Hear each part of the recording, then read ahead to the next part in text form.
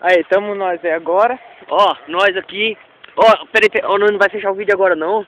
Porque nós temos que zoar com o anãozinho e tem... Cara, tá chegando. Tá chegando mulher aqui. Tá chegando mulher aqui, véi. Presta atenção. Nós vamos fazer um filme pornô daqui a pouco? Nós vamos fazer um set pornô aqui com mulher, velho. Ô, louco, tá chegando mulher mesmo, velho. Eu tô falando pra você, velho. Caralho, ó, a cachorrada chegou, mano. O Pitoco tá ligeiro já pro cabaçado dela. Ó, o Pitoco tá ligeiro. Esse aí faz sexo o dia inteiro.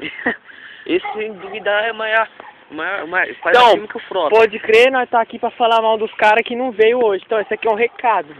Você, seu filho da puta, que você Floresta. Isso mesmo, que você ficou em casa, seu filho da puta.